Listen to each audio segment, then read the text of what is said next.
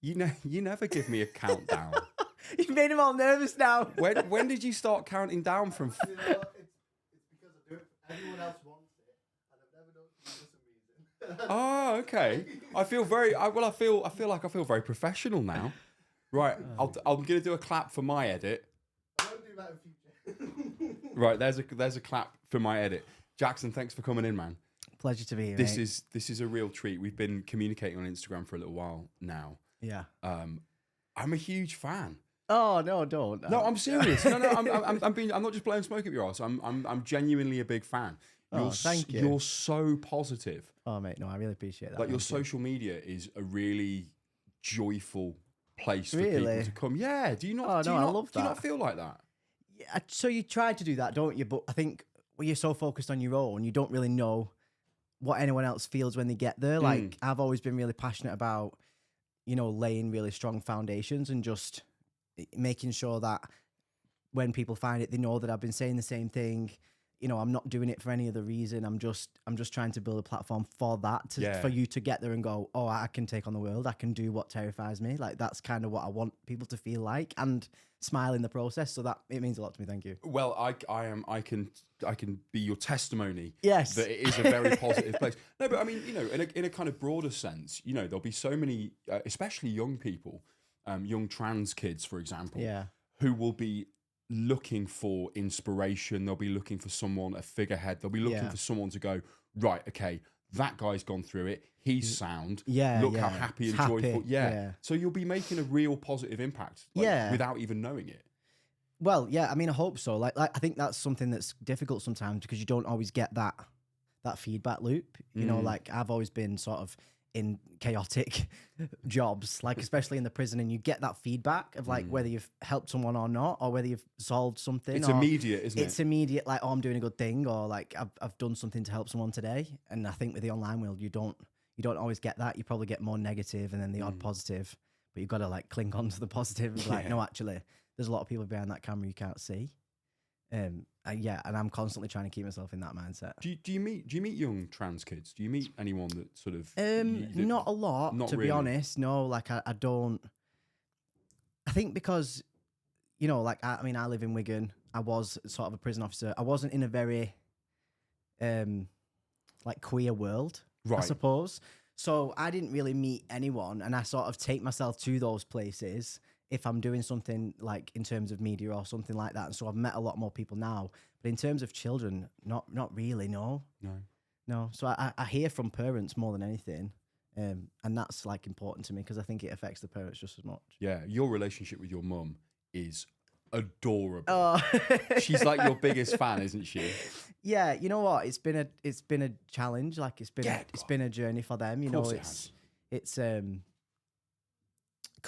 I first sort of come out, like I talk about this all the time. So like it's a bit of a thing with our dining room table. So I like cause chaos a few times a year on like at this dining room table, and they've got rid of it now. They've just had a new kitchen. So let's keep our fingers crossed for that I don't taint the new island. I bet if your mum ever hears the words, "We need to talk," Yeah, I bet she's just like, "Oh, for God's sake, what now?" Shame. Yeah, it's such a shame. And like I always talk about this, how I did it for the first time 10 years ago when I'd like just joined the military and I come out as a gay woman. And I was terrified at that point because I was like, 19, 20, didn't know any gay women in Wigan, had like joined the military and been away for 4 months and like discovered this whole new world. And I was like, oh yeah, no, that's what I am. Absolutely terrified of, can I swear on this? By the way? Yeah, swear away. So I'm like shitting myself, trying to talk to my mum and dad and my brother and my sister, squeezing my sister's hand, like trying to tell them I'm gay. And my dad just sits down and he's like, "You gay, aren't you?" And I'm like, "Yeah, like, is that all right? I'm sorry." Like, absolutely terrified. And they're all just like, "Yeah, we've known, like, we know." And that was kind of so expected that it was great. And we sort of talked through it. And, even then it took a bit of discussion, but they kind of knew. And then I'm doing it again sort of 8-9 years later. And Was that how long the gap was? Yeah.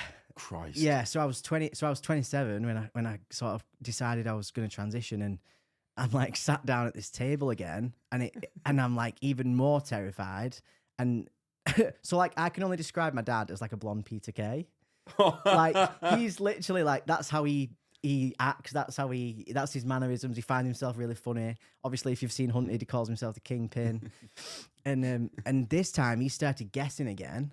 Oh God! And no. I'm sat there and I'm like, oh, What was he? shit. What So was he he sits down guessing? and he's like, you're pregnant. So I'm like, Like, no, nope. no, you're getting a puppy. So I'm like, no. And he's making all these guesses. And then he just comes out with it as a complete joke, being like, you're not having a sex change, are you? Like joking, expecting us all to laugh. And I was just like, oh, Oh no! like, and I just looked at him and I was like, yeah, I am. And literally the colour drained from his face so fast because it's just fear. Yeah.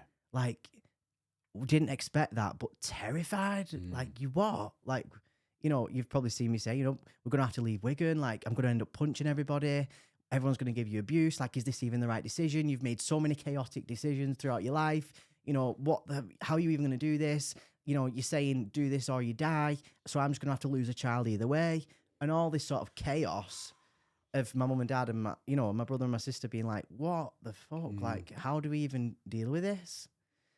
And so it's took a long time to be like, I can't be your child. Like, it literally is a dead daughter or a living son. Like, genuinely, I've tried everything, you know, from the military to the prison to doing all these things. I can't be Jess anymore, and I'm not killing her. I don't want you to delete anything. I don't care if you call me Jess or she for the rest of my life. I just care that you try, because I'm bringing her with me and tried to educate them along the way and tell them, you know, like, this is why I'm doing a podcast, or this is what impact this has, and this is why visibility is important, and just talking to them all the time. And now, like you say, like, my mum is my biggest cheerleader.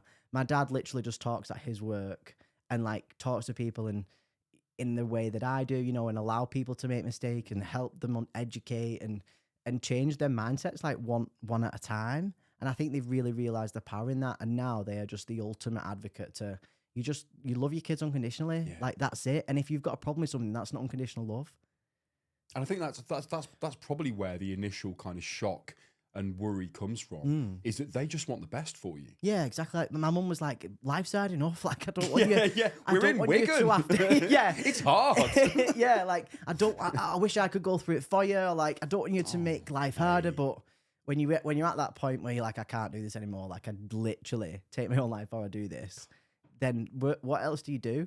Yeah. You know, what matters is you being true to yourself and the happiness that brings, and them sort of seeing the light come back in my eyes over the last 4 years has just been amazing. Like, they literally, like, my mum the other day was like, you've just made me look at everything different. Like, you just don't know what people are going through, whether you see them in a supermarket and they snap at you, or it just makes you look at everything so differently and look at yourself as well.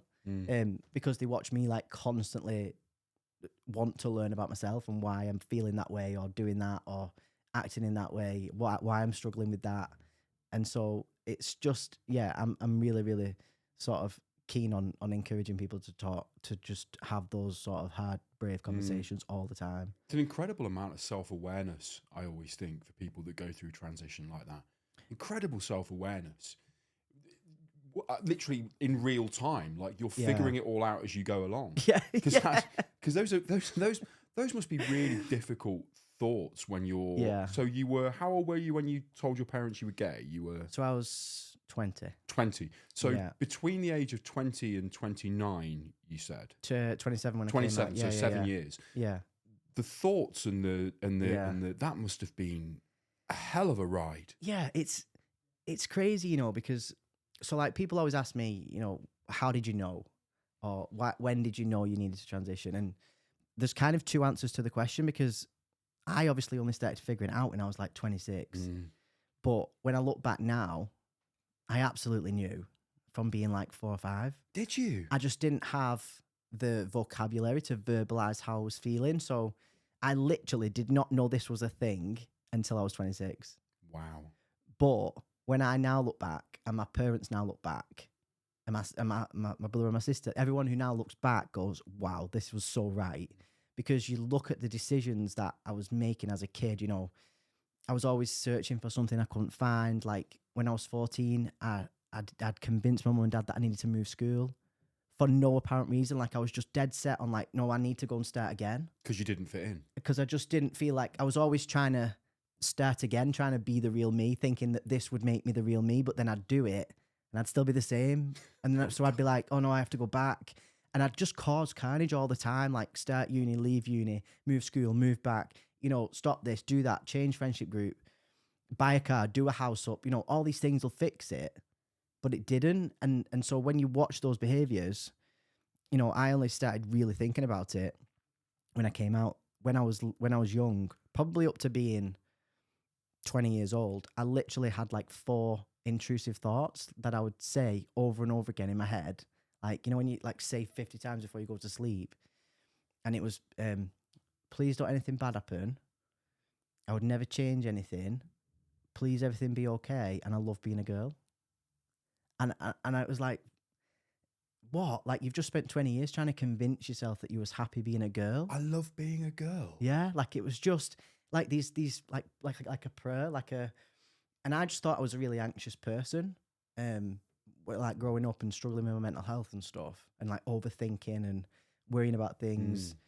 But when I look back now, I think it's because I loved who I was, and I didn't want anything to change. But I must have known deep down that you're not in the right, something isn't right here, but you don't want to change you. You don't want to change your family or who you are or what, you know, everything else. Because there's sides of It's Jess and parts of unbelievable. Jess that you're like, oh my God, like I'd celebrate that. Yeah, 100%. Yeah. And, you know, every person's experience is so different. And, you know, some people do feel like that person is dead and you know, all of that, but that doesn't relate personally to me. You know, I couldn't think of anything worse than thinking that. Like, I really, really cherish Jess and like feel really proud that she never give up and just want to like put my arm around her and say it's going to be okay, you know, and that's still me. Like, why would I want to delete 27 years of my life? Like all these things I've done and experiences, and it's strange talking about Jess in the third person now, because even my mum and dad and my family do it.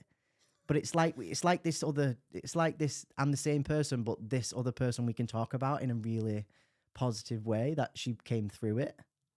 Wow. Like, and it just takes, I believe that we've got there through having those hard conversations over and over and over again. And if it's not sorted, keep talking about it and keep talking about it and try and know that this is how I'm feeling, but I also have to understand how you're feeling, and I need you to understand how I'm feeling at the same time as well as what you're feeling. And it, like, you know, I'm so positive now, but it is so difficult. You know, you do have to grieve a person. But if you do have those conversations, that grief turns into joy. It requires a lot of bravery as well. It really does. From the outside looking in, you know, I'm very lucky. I've always known who I am. Sometimes I question what I'm doing. Don't we all? and where I am. Don't get me wrong. Like, I'm not the finished article. Like, I'm a work in progress. This podcast is as much for my benefit as it is my audience. Yeah. I get an awful lot out of it. A great therapy podcast. Oh, mate, amazing. Honestly, it's made a world of difference to my mental health. This has. Yeah. Genuinely. I've had a really tough time. I had a really tough time prior to starting the show. I had some conversations with people. I had Luke from Andy's Man Club on. All right. Have you heard of Andy's Man Club? Yeah, some of the people I know who run it from like the prisons and stuff.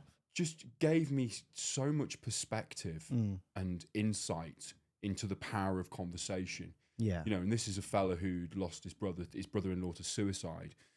And it's easy to think, oh, you know, the grass is always greener. Someone's always got it worse than you. And I'm not entirely sure that's a particularly helpful way of looking at things when you're in your own head. Yeah, no. But the lessons that I've learned, the people that I've met have, you know, had a real impact on me. As I say, a few weeks ago, last couple of weeks, I've not been feeling great.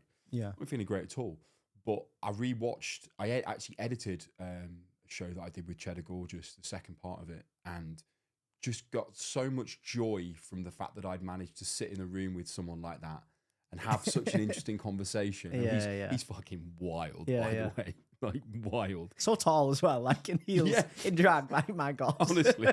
And this, like, thick Birmingham accent. I was like, Okay, that's interesting. Yeah, I Just love it. just going back to your family. You were talking about your dad being the blonde Peter Kay, which is just that's just such a lovely Yeah, thing. a Ding dang do.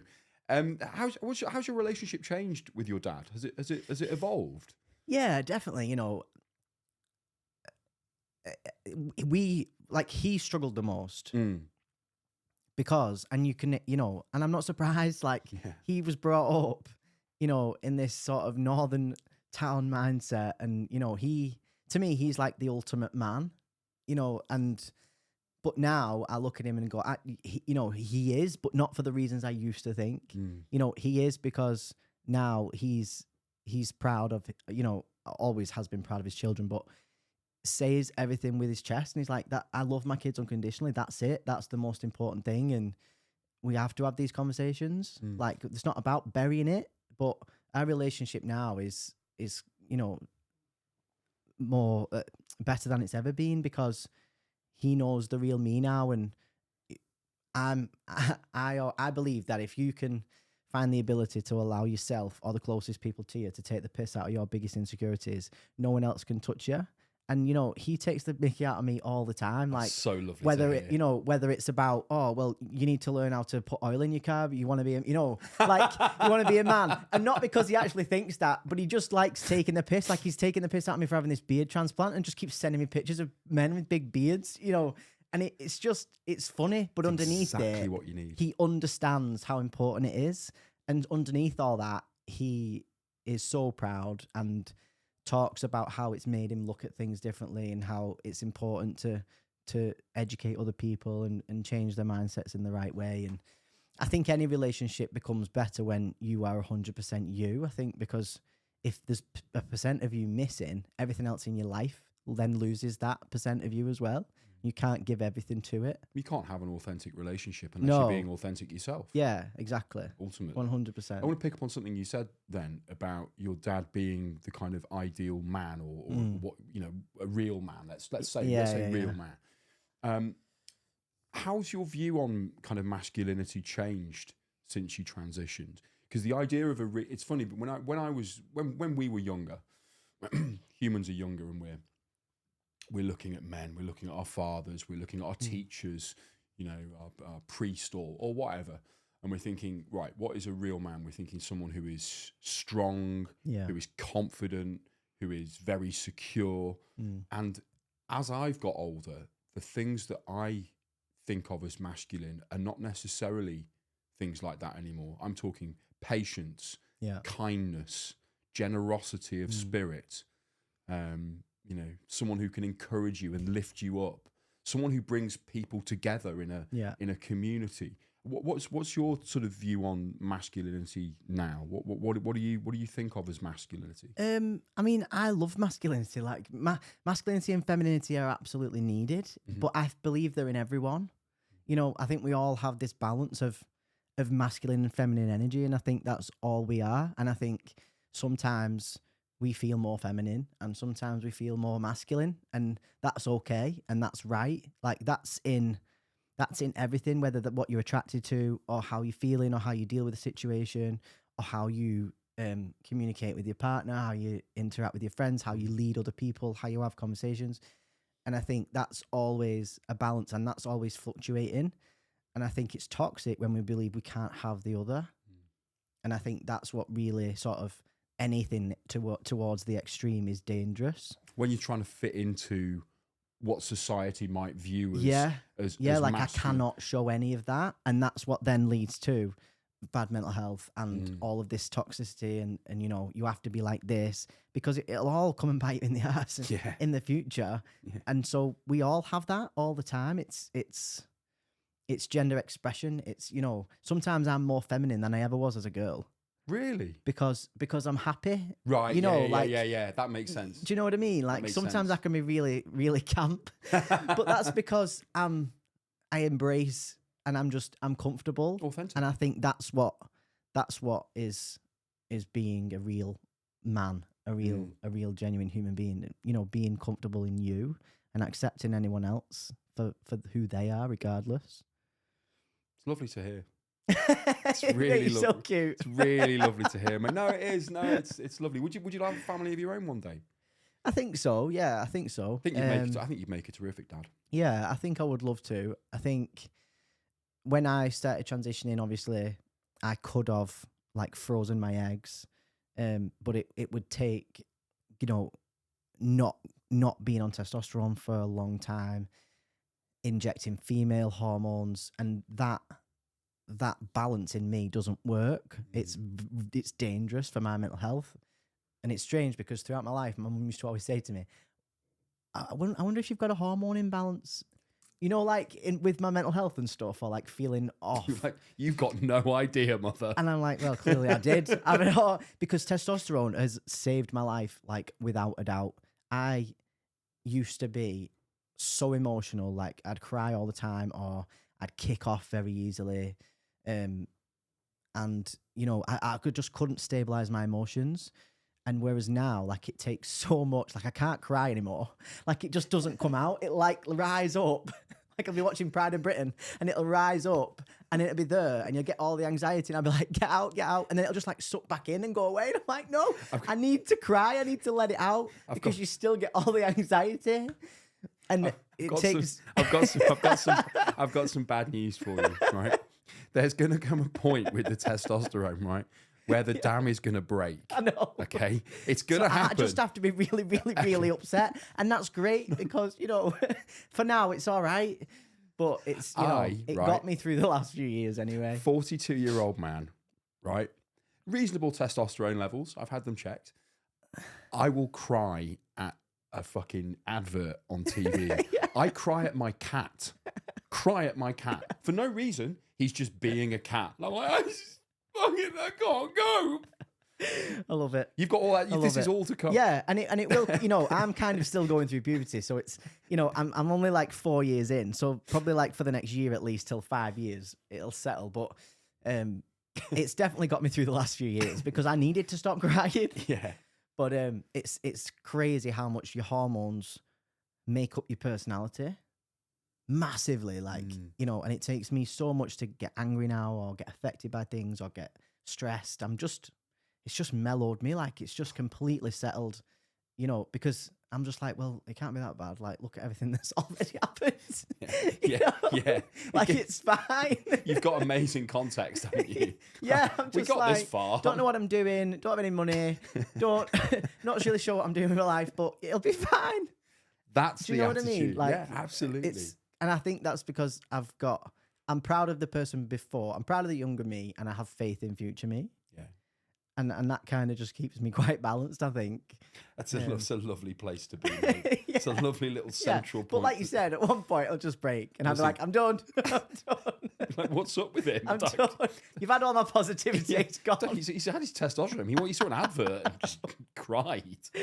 I know. But I have to say, while we're on the subject of testosterone, the facial hair. Don't zoom in. I'm in control of the edit, right? Yeah. I edit this shit, right? So I'm going to zoom. No, I'm going to zoom. It's fine. Right it's fine. in. I've posted all the pictures. It's amazing. It's mental, isn't it? How are you feeling?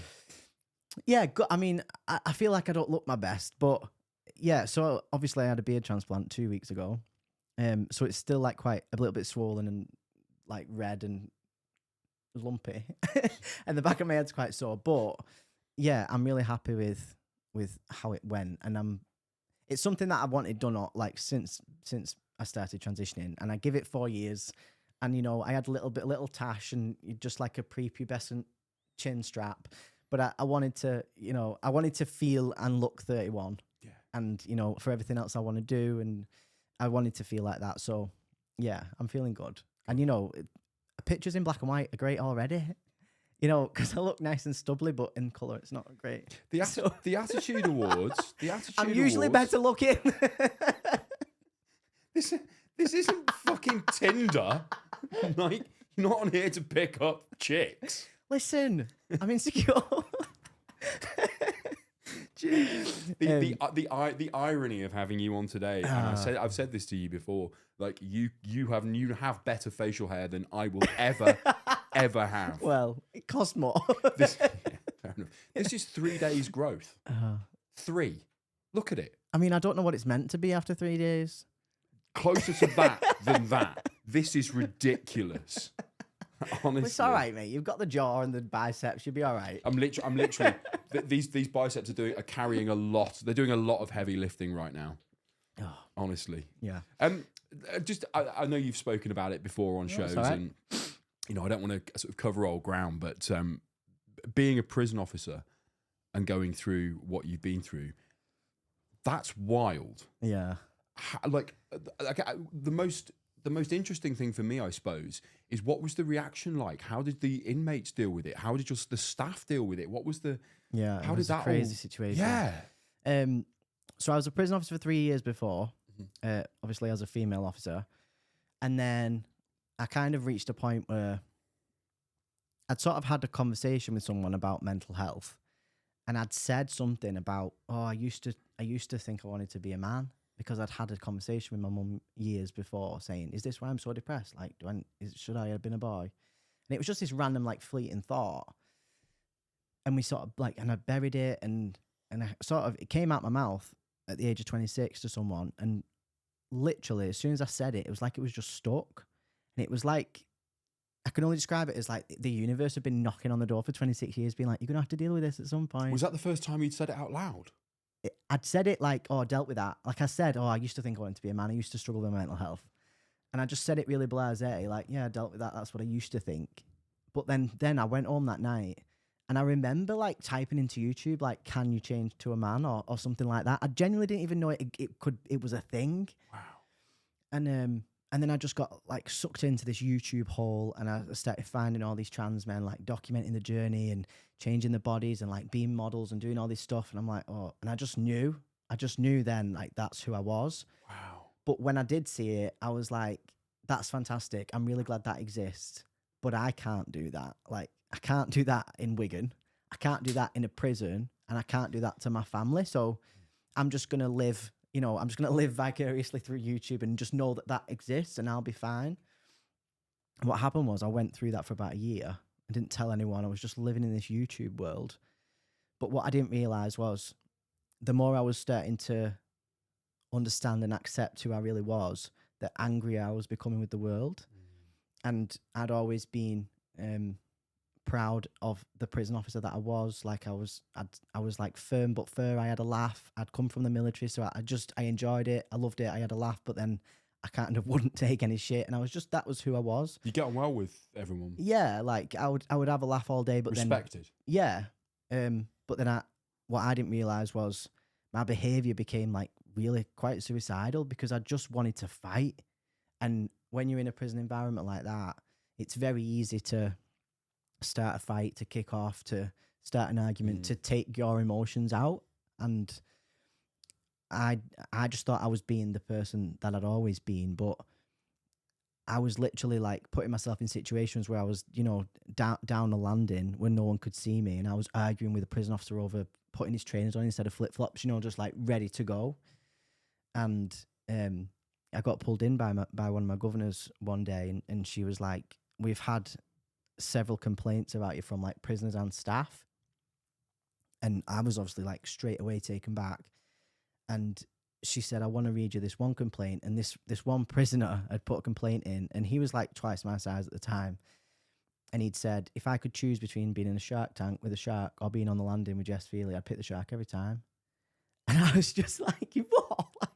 And, in prison, the ratio from officer to prisoner is 1 to 40. So there's 4 of you for like 200 men. And so I'm just like, are you joking? Like, at the time, I'm like, I'm one woman, and you think I'm terrorizing 100 men? I was just completely so defensive and like kicked off, and was quite embarrassed and ashamed, really, because I was proud of the prison officer that I was, and I couldn't believe that was sort of being said. And I sort of stormed out the office, and when I got back to the wing, I just broke down, because I knew at that point that I couldn't be Jess anymore. Like, I couldn't do it. It was tearing me apart. And that was the feel. That was the thought that you had. Yeah, I just knew it was that big. Yeah, I just knew that I couldn't be Jess anymore. I couldn't do it, and I went home and went off sick. And I didn't plan on going back, because I thought, well, I'm either gonna I do this or I die now. So I either take my own life or I transition. So both of those things means I don't go back to a prison. And I sort of knew that I had to come out to my family, and I started doing all these things, and was still off sick from the prison service at the time for about a month, and didn't plan on going back. And then the more I sort of processed it, the more I was like, I've always been so passionate about when it feels scary to jump, you jump. Otherwise, you stay in the same position your entire life. I've always like loved that quote. I've always, been so like driven to live like that. And I had to take my own advice. Like I was like, I miss my job. I miss my friends. I love being a prison officer. Why should I not be? If I'm going to do this, I'm going to do it properly, and I'm going to do it and live the way I want to live. Otherwise, what's the point? And obviously when I told my mum and dad, they were like terrified. My mum's first thought was like, what's going to stop 5 men dragging you in a cell, and putting you in these dangerous situations. But I genuinely had faith that I could have the conversation in the right way. And at the time I was working on a unit, it's called a PIPE unit. So it's a psychological informed planned environment.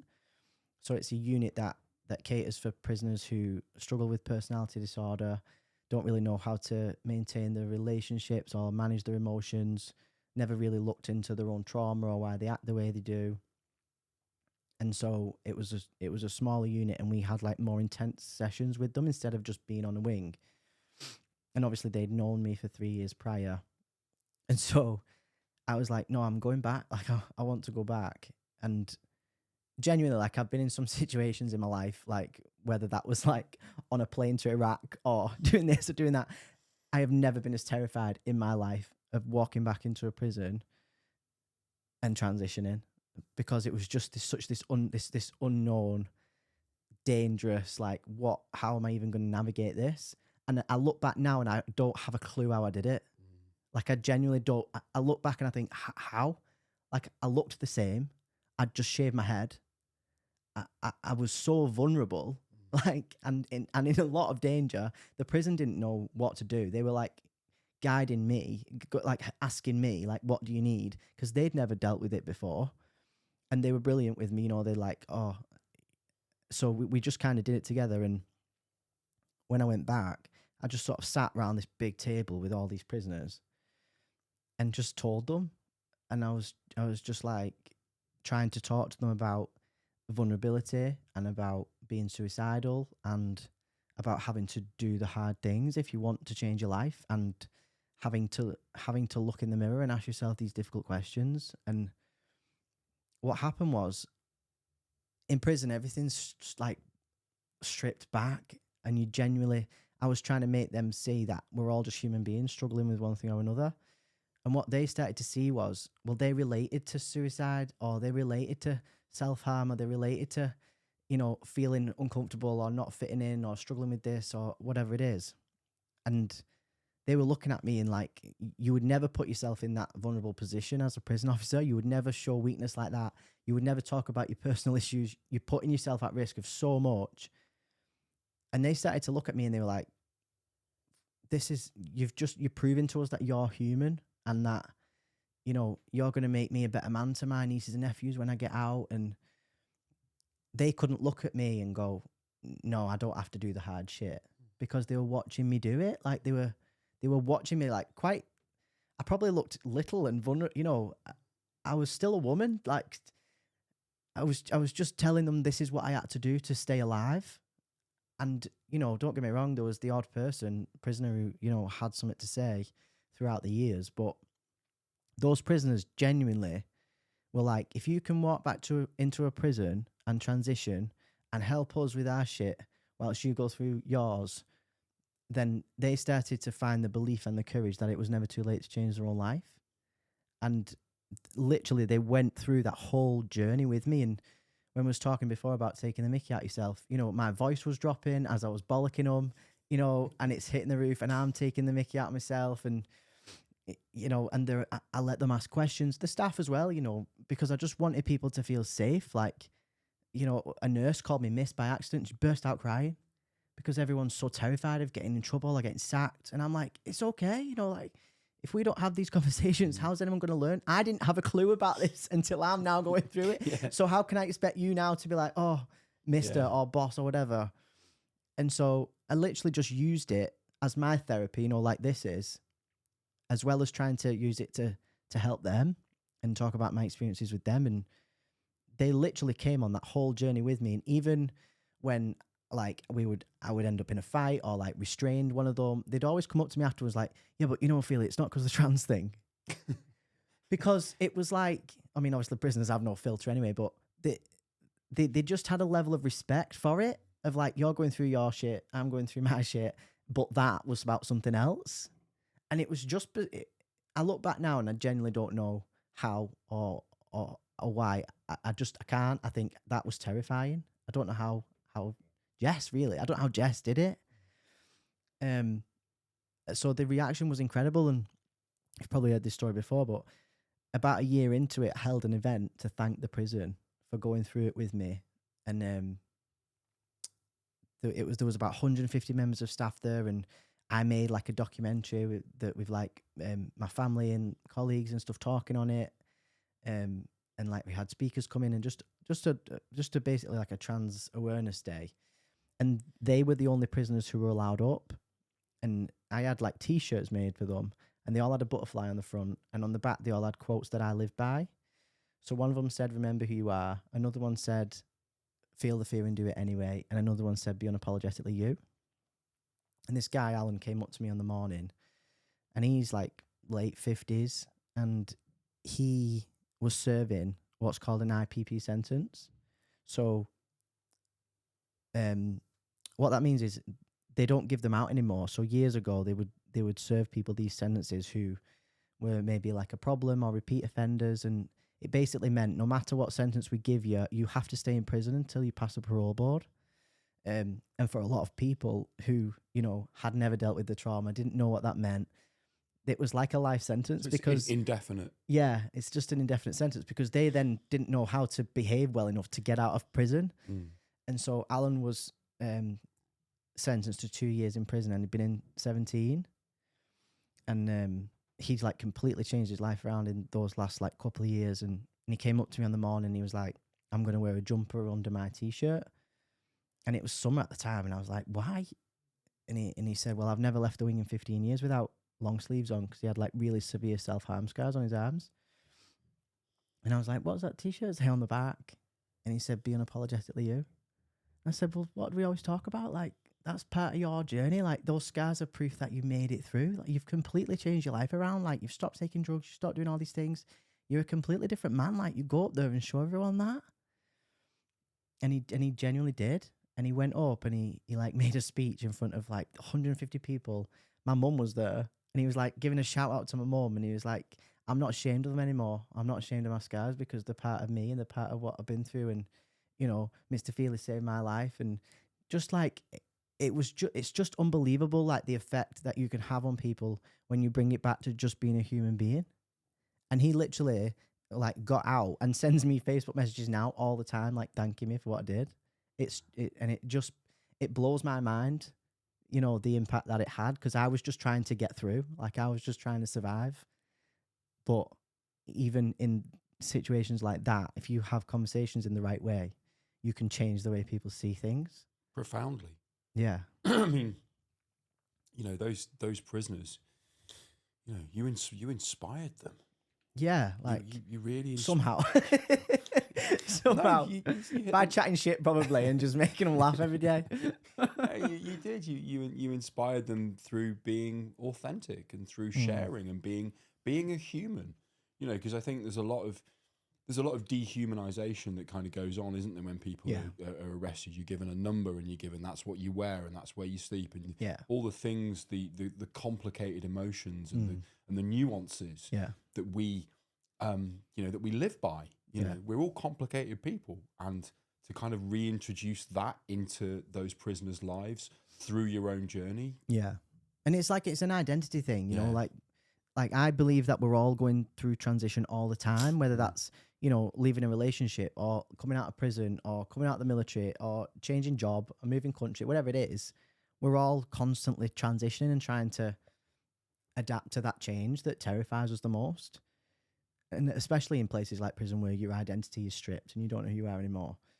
It's all transition all the time. Like my leaving the job has been a massive like transition for me because I didn't want to leave. I had to pursue this, you know, and with so much information being out there about me now, it put me in an even more dangerous situation after 3 years of doing it. And so nearly 2 years since leaving, and I'm still grieving it because that was a massive part of my identity. And, you know, I don't believe I'm doing anything noble enough anymore because I've been in uniform for 10 years. Really?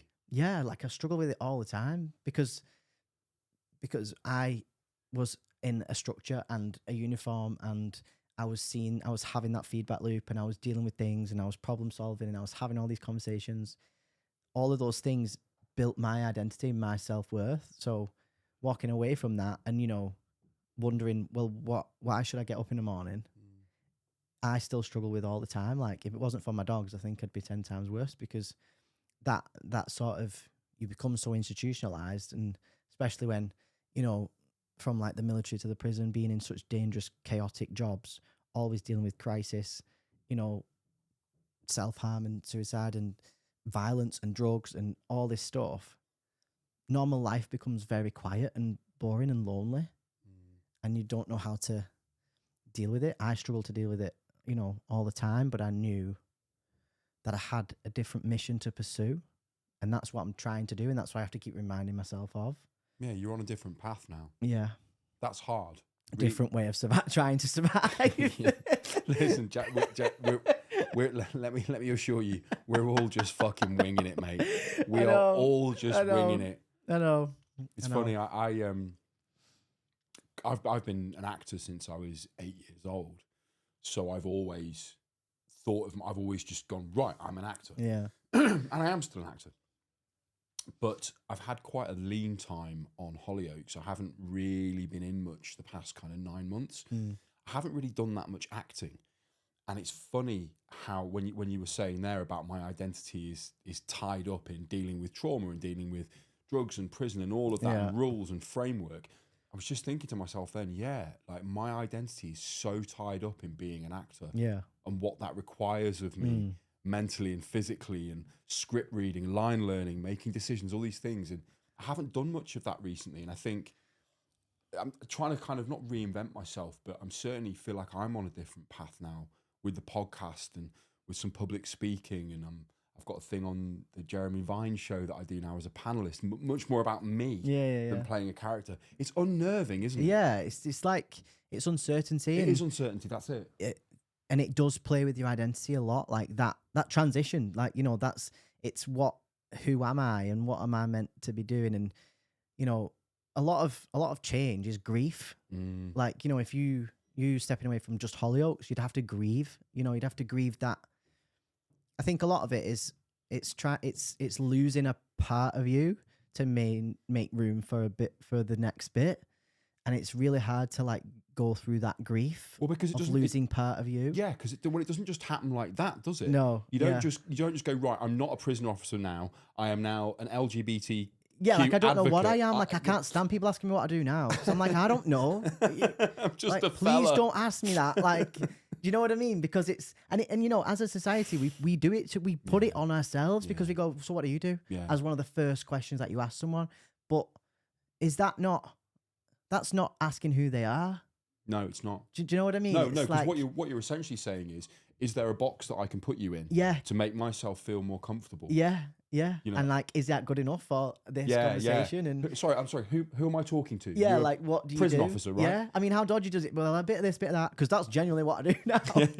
But really, that sounds dodgy as hell. So I think we can work towards asking better questions. Yeah, I agree. Because I've found that really difficult since leaving something that I have always been so proud of. You know, like, oh, I'm in the RAF, or oh, I'm a prison officer. Whereas now I'm like, if I can offer you a little bit of advice, something that's really helped me recently, it's really, really simple. What do you enjoy? If you can, rather than focusing on a box to put yourself in, it's like, what will make me happy? Yeah. So there's two things. if you don't know what you're doing in life and you don't know where you're going, the best thing you can do is invest in yourself. Yeah. So for me, that was going to the gym and getting into fitness. It was like, and dealing with and getting some therapy and starting to deal with my mental health problems. And it's like, I might not know career-wise necessarily where I'm going or really how to identify actor, podcaster. Yeah, it's hard, isn't it? It's hard. But I think in those times where it's a bit confusing or you don't really know what to say when someone says, "What do you do?" you can. I would suggest that you lean on being as healthy and as productive as you can. Yeah. And also leaning into what it is that you enjoy. Like what do you like doing? Yeah. You know. It's and you know, like we just said, it's sometimes it's not even about what you think. It's when someone else asks you that question. Do you know what I mean? Like you can't go, well, don't ask me that. Or you can't say, well, what do you do? Well, I like playing tennis. You know, like obviously that's good for you.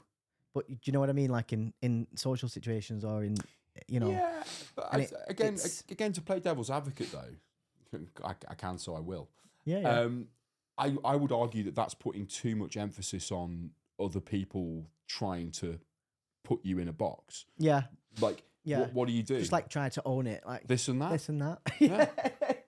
Well, this week I've grown a new beard. That's what I've done this week. What have you done? Yeah, 100%. But yeah, that is something that part of my identity, I guess, I've struggled with because I've always been in something that made me feel tall and proud, and you know, I think that's quite a male thing. You know, yeah, I think it's a real masculine thing that I think I know that a lot of men when they retire, and it is a gender thing, it is a sex thing because you don't hear it as often from women, but male identity is so often so intrinsically linked to what you do for a career. It's like having that purpose. Yeah, like our fathers were, worked for the post service, or my dad worked for British Telecom, he would work for BT, and it's like once you leave that, you're like, well, who am I? Yeah. It's really difficult. That and we forget, don't we, to like you are, and I put so much emphasis on learning about myself and doing the things that make me happy and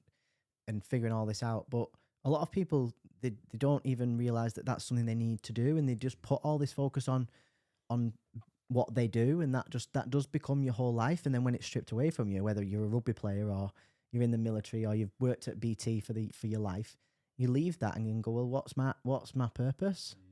And I think so many people struggle with that, but can't work out what it is, what they're struggling with.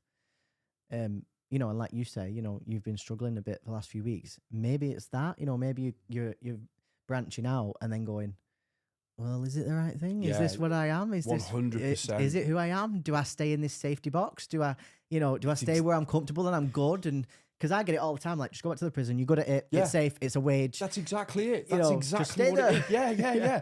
Right, I'm safe there. I know how to do that. Yeah. Like, I'm good at that. Yeah, it's a funny one, isn't it?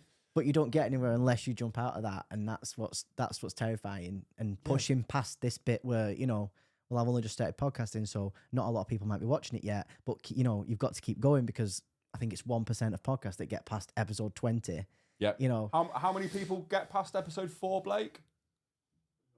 There you go. Yeah, because they can't cope with the lack of you have to just go for ages before. Oh, tell me about it. Yeah, and so like it's amazing that you keep doing it, because it's important. I'm trying, mate. Even if it's just for you. Yeah, that's exactly it. I am trying, and it is really unnerving. I have moments, and I'm sure you feel the same way.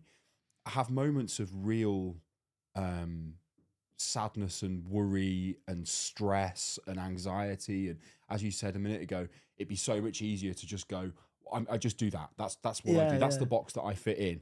And then I have moments of real excitement and exhilaration, and like, I don't know, because I'm freelance. I'm self-employed.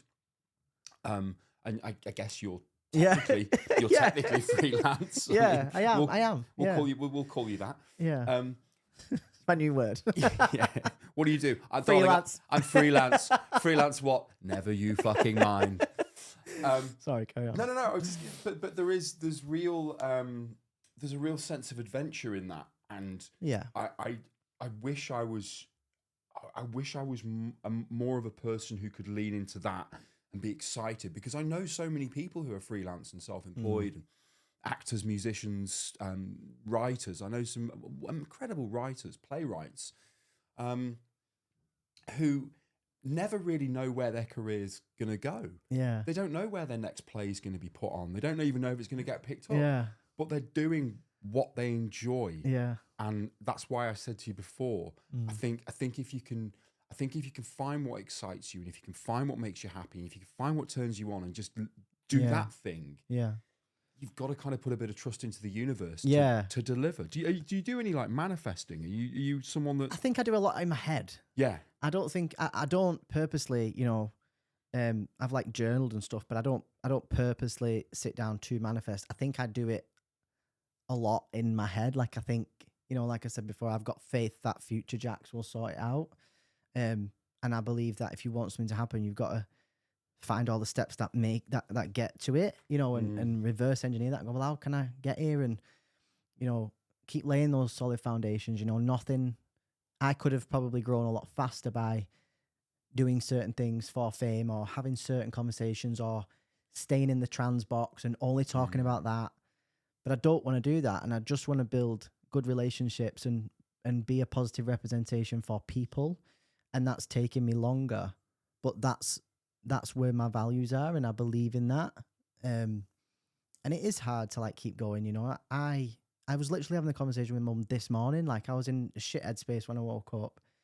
To earn a bit of money, I create content for business owners, and I had a client who was basically, covering my bills for the month, and that contract like that was ended yesterday, for like not no bad reason, but just like came to an end, and so that leaves me very like scared, like, oh, I've paid this month, what do I do next month, and how do I'm trying to do these different things, and so this morning, and I hadn't told my mum yet, so I knew that she could just see that there was something, like Mums know. laying on me, yeah. And I was like, I'm fine, like I'm just tired. I don't really want to be in a shit headspace. I'm going to do a podcast. I want to be like, and then I ended up talking to her about it, and I was literally saying, I will be fine, like it's fine. And I have to keep reassuring myself that, but it's fine. Like this is what I signed up for. This is going to be. I'm going to have bad months. I'm going to have good months. But I'm doing what I'm passionate about, and I'm sticking on this mission. Like I'm not going to give up. I wake up every single day and go back to the prison, but I'm not going to do it. Like I'm gonna keep going. I just have to sit with those thoughts and be like, no, like you just want to go back to what's comfortable. Like it's just pulling you back all the time. It's funny because the physical transition is pretty much complete, I think, as far as I can tell. I mean, you, as I say, better beer than me. The psychological transition, which has been taking place in your life for a long time. Yeah. It's a shame. Bless him. Yeah. But there's a further transition that exists, all the time, which is career, which is the path that you're on, which is what is it that Jax is going to do with his life? Like it's everything. It's from career to relationships to putting yourself out there in whatever way. Like I feel like everything I do is frightening, and that's why I'm always so passionate about. Like, will you just do it? Whatever that thing is that you're terrified of, please just find a way to do it, because there's a level of happiness that you don't believe is even possible. Like you're doing that by just doing this, because people hold themselves back because of what other people think, or what someone else is going to say, or what I'm creeping out of this box. But like do that, because the more frightening it is, the better you will feel after it, and the more confidence you will build. The people I know that are the most successful, the most peaceful, who wake up in the morning and go, oh, thank God for another day. Yeah. All of those people have had to do this. They've all had to go on that journey. They've all had to suffer. There's suffering in that, in waking up and going, I don't know what the fuck I'm doing. It's long and it's lonely, but if you can sit in that lonely chapter, and I say that to my mum all the time, like I'm just in the lonely chapter, Mum. Like I literally just say these things, and and it's like I'm talking to myself really, to try and just remind yourself that actually you're not the only one to go through this, or you're not the only one to go through some sort of change or pushing through something or keep going or whatever it is. And it's good to have conversations about this because, like I said, I've not done a podcast properly for a long time about a lot of where I am now in my life, I suppose. It's important. Yeah. If I always think, what would I like to hear? If Jax, if you were speaking to a friend and they came to you and said, mate, I don't know, I've had enough of my job. I don't know, I can't do it anymore. I'm fed up. It's toxic. Yeah. But I don't know what else to do. All I've ever done is, painting and decorating for this firm who treat me like shit and pay me next to nothing. Yeah. What am I going to do? Think about the advice that you'd give them. Yeah. And take it. Yeah, 100%. And the people who've said things to me, not just in relation to trans things, but like, oh, you inspired me to leave a toxic relationship, or wow. You inspired me to walk away from that career, or and obviously I'm not saying just leave, or make sure you're always in a safe space, and don't put yourself in any danger, but doing that it's just inspiring people to go, actually, waiting until you're ready is never going to happen.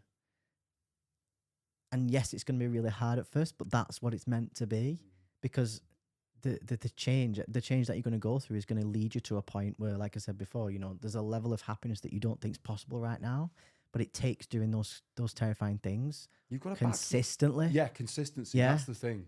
And constantly looking yourself in the mirror and constantly learning about yourself and building that self-awareness and going, well, is that me? Do I need to change that? Is it, and it's hard, but it works. Yeah. Yeah, it really, really does, mate.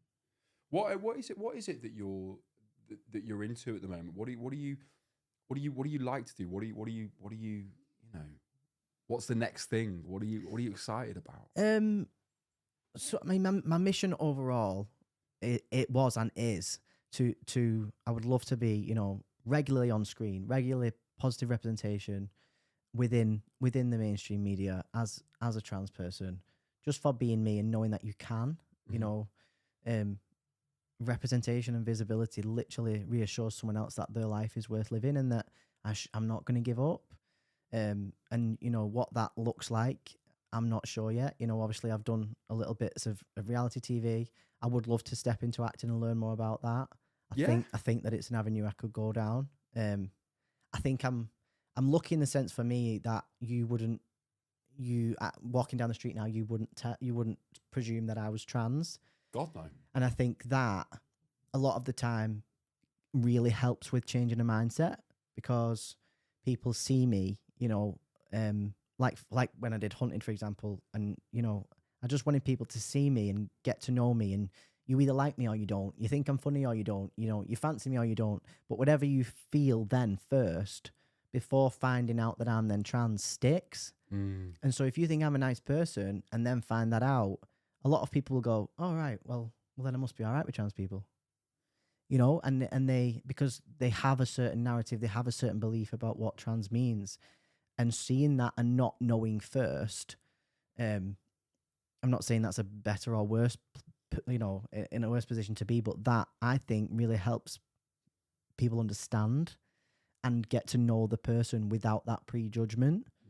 And so if I can move into that and be that, be that positive representation, be in the living rooms of people of all ages, of all generations, then it is just about changing mindsets one at a time and having that conversation in a way where they see a person, or I think if you can hit people's emotion, you can cause them to take that away and tell someone else, and it hits them and they think about it more.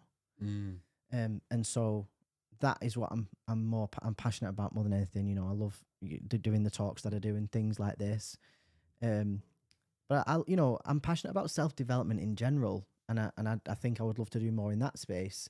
I've got loads of life experience, but no qualifications, so I'm like, well, I can help you with whatever, but, and so it's just navigating what to do with my life experience, I think, and how that goes and what it looks like.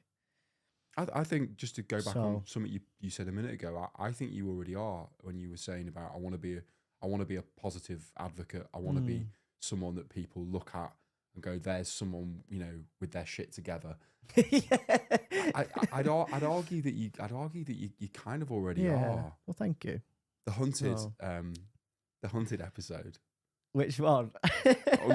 Well, I mean, the last one. Yeah.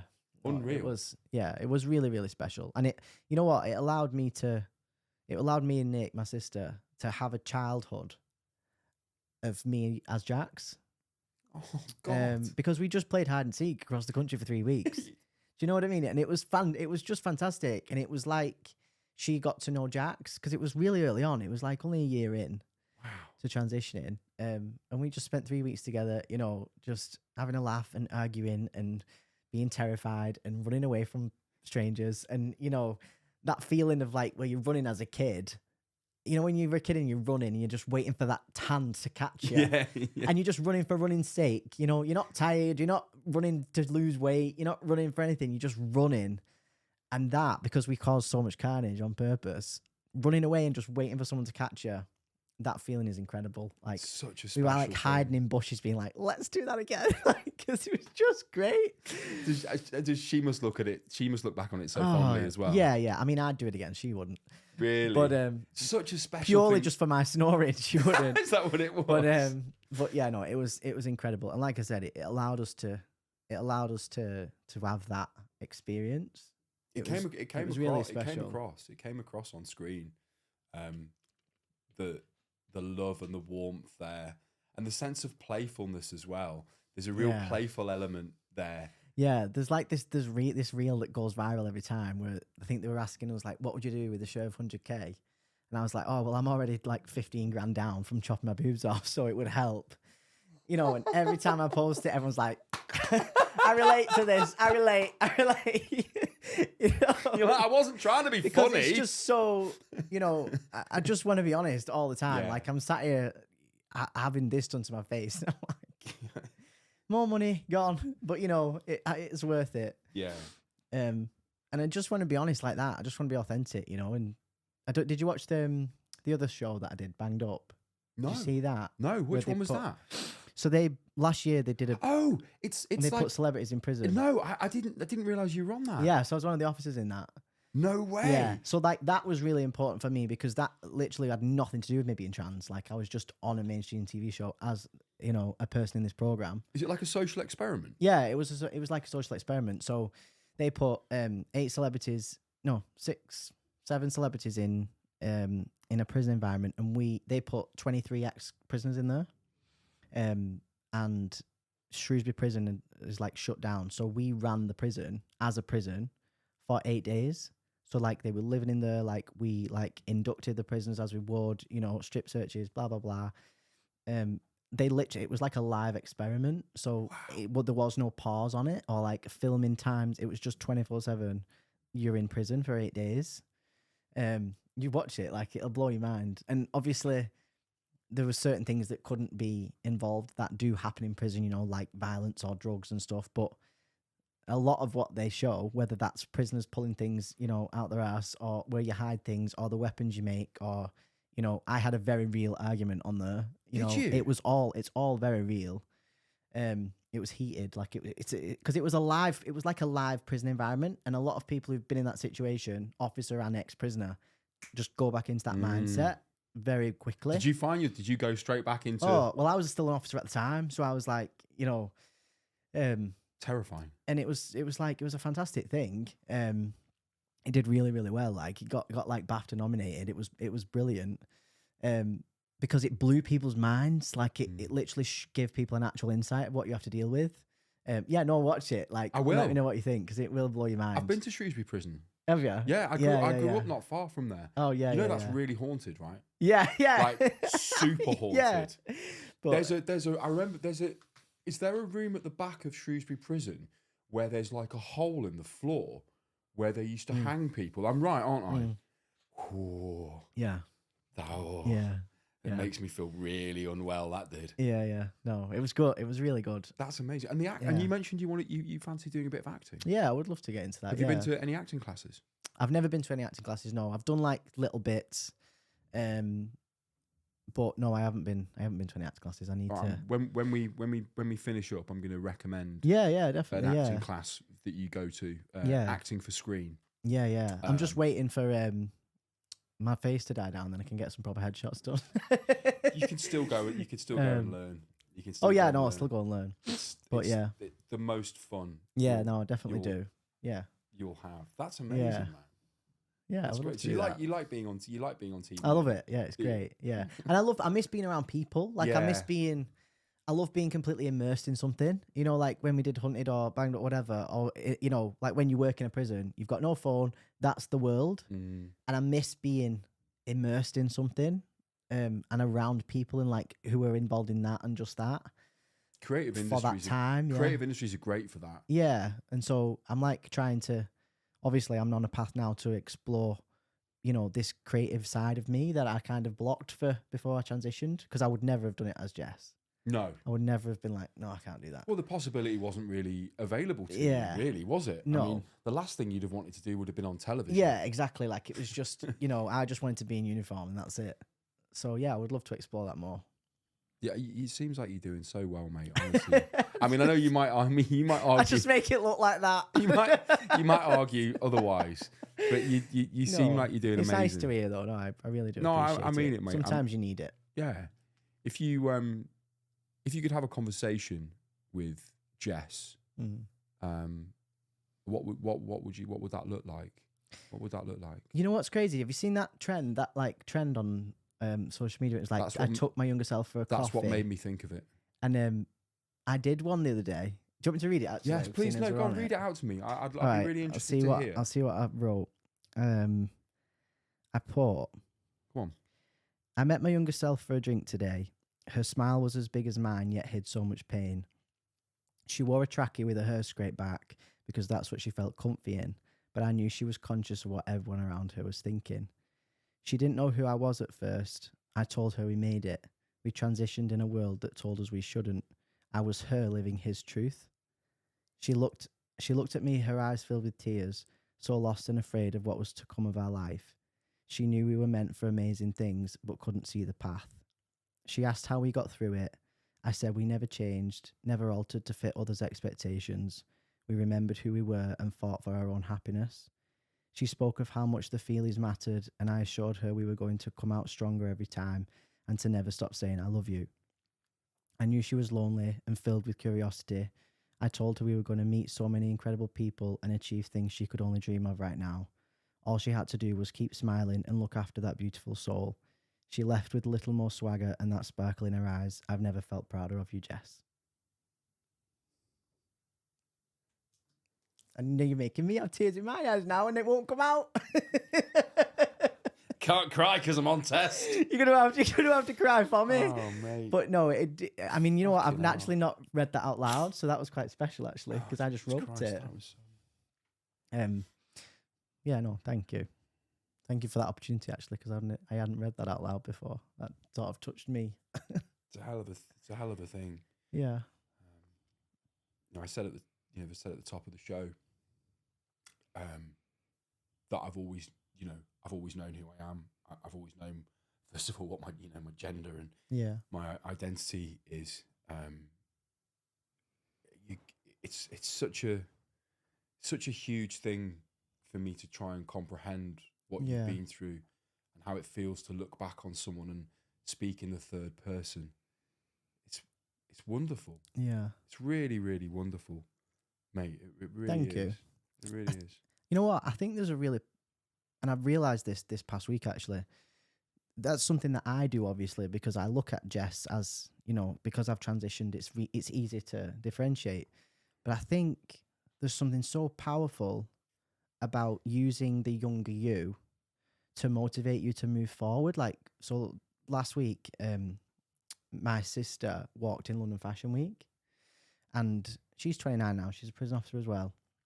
And she's always struggled with her confidence, but she'd always been obsessed like with the modeling world and followed it, and you know, like collected Vogue and used to be obsessed with like Britain and America's Next Top Model when she was younger. And she's literally got legs for days, and she was just born to be on a catwalk. And we've always said it to her for years, and she'd never. I think she's always struggled with going for it and that feeling of rejection. I think she struggled with it for herself. And when we did Hunted, like that was one of the things that I really wanted her to do with me because I knew I wanted her to prove to herself that she could.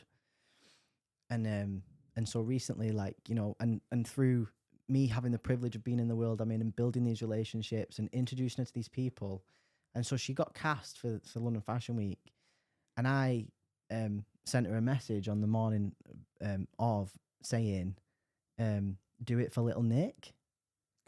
You know, like, and I think it hit her because she was like, oh my God, like you're making a childhood dream come true. And you know, think of little Nick's face, like, you know, and like she spells her name differently now. Like she spells it N-I-C, and when younger, we used to spell it N-I-C-K.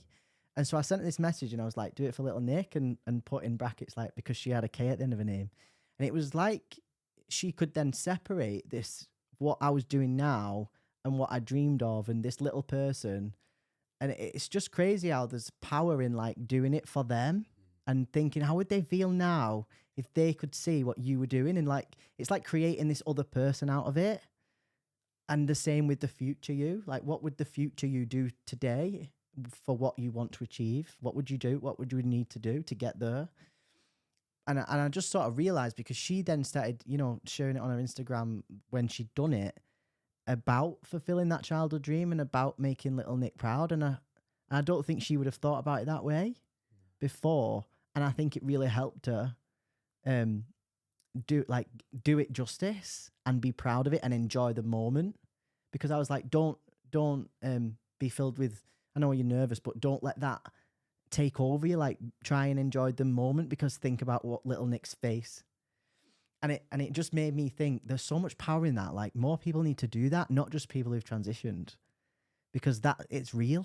Like, and it helps and it works and it makes you actually go, no, I'm going to just enjoy this. It's really important. It's a really clever way of, it's a really clever way of motivating yourself, isn't it? Yeah. And I've only realized that this week, that other people should do that. It works both ways. You can look back to your childhood and go, do it for them. When I was at drama school, Anthony Hopkins came in. Sir Anthony Hopkins, I should say, came in because he trained at the same drama school as me in Cardiff. And he came and did a masterclass with us. And he took us through some Shakespeare texts, which was just like... mind blowing. Yeah. It's fucking... It's Hannibal Lecter. Like, and we did a bit of a Q&A with him. And one of the girls asked... what advice would you give to an actor starting out in their career? And he said, and I'm paraphrasing, don't create this image of the actor that you want to be, who is talented and confident and can do all these voices and these movements and devour scripts and is really well respected. He was like, don't create that image. He was like, be that now. Do that right now. Be that person right now. If the future you, if the vision of you in the future is someone who is confident and successful and happy and peaceful, and is someone that people go to for advice, and is all of these things, and walks on catwalks, and is a successful actor or an advocate or a public speaker or whatever it is, don't think, oh, one day I'm going to be that person. Fucking live it now. Yeah. Do it right now. Embody it. Be that person. Yeah, right you've got to now. start telling yourself, like, I am this. 100%. You can basically fool yourself into being that person right now. Yeah. And then I think if you do that and then you manifest some stuff, who knows where it works. Yeah, it does work. It works. It does work. Yeah. You should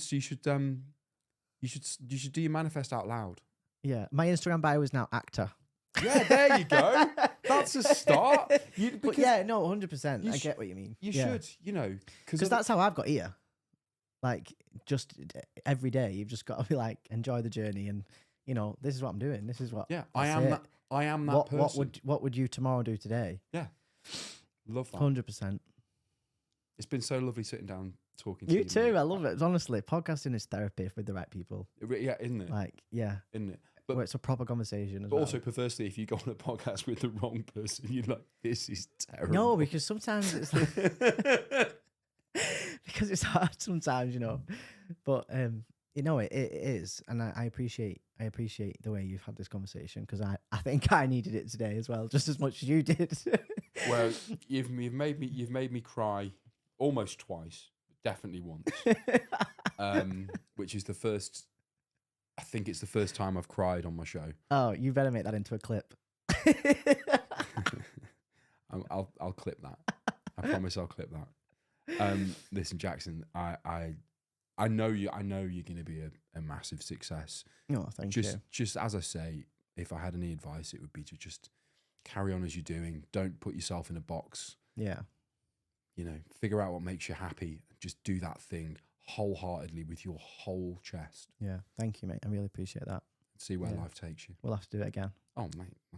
We're basically best mates now. Oh yeah, we'll have to do it in real life as well, away from cameras now, and you can cry as much as you want. But we said this at the beginning, see? Laugh, cry, and then feel like you can conquer the world. If you're listening and you feel like that we won. Amen to that, brother. Yeah, we won. Thank you for having me.